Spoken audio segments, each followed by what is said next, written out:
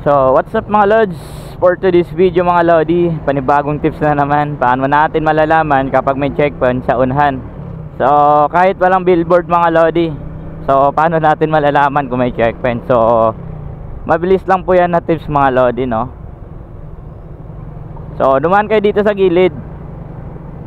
So antayin natin, hanap tayo ng merong checkpoint. Papakita ko sa inyo. Kapag maraming tumatambay sa gilid mga lodi, ibig sabihin yan merong humaharang sa harap. So alam nyo naman, dito sa Palawan araw-araw po merong LTO checkpoint. So ayun sa narinig natin, 6 months na sila dito, or hanggang December sila mag-checkpoint.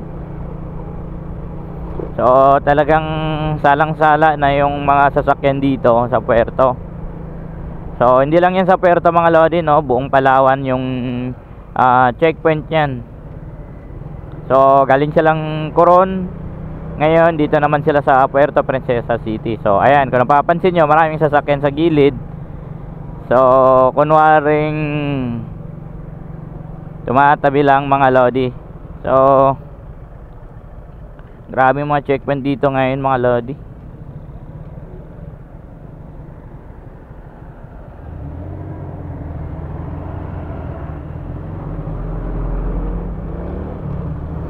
So isa sa makikita nyo, kapag biglang may nag-U-turn mga lods, alam nyo na yung kasunod. Ayan o, may nag-U-turn si Idol. So biglang nagtatabi. So ganyan pa lang, malayo pa lang mga lods, makikita mo na merong checkpoint. Ayan o, may mga sasakyan sa tabi. So para may motor sa mga gilid.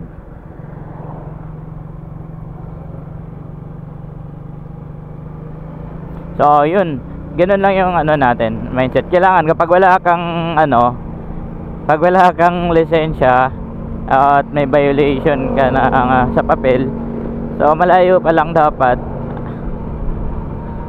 makikita mo na, dapat alerto ka lagi mga lods. Yan, kapag alanganin, biglang liko agad, okay na yun. Tapos tumabi ka lang sa gilid, hindi ka na po niyan paparahin at hindi ka na yan huhulihin kasi nasa tabi naman po kayo at hindi tumatakbo yung motor nyo.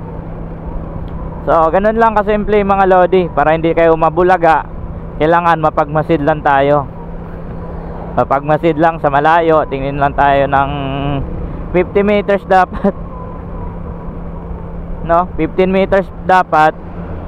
Alerto ka, makikita mo na agad yung sa harapan mo na kung may hulihan or wala mga lodi. Pero mas good siguro mga lodi, para hindi kayo matakot, mag-invest po kayo ng license at mag-renew ng ORCR.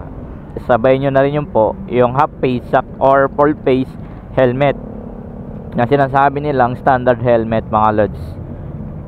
Tinitiyak ko sa iyo mga lodi, wala yan huli at walang abala sa biyahin natin mga lods. So invest lang talaga mga lodi para iwas iwas huli. So yun lang for today's video. Ingat lang po.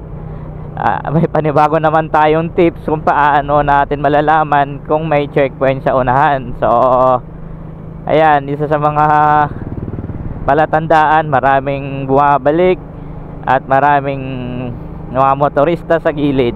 So ayan lang mga lodi for today's tip. Sana nakatulong sa mga kamote riders natin. Ingat po sa inyong lahat. God bless.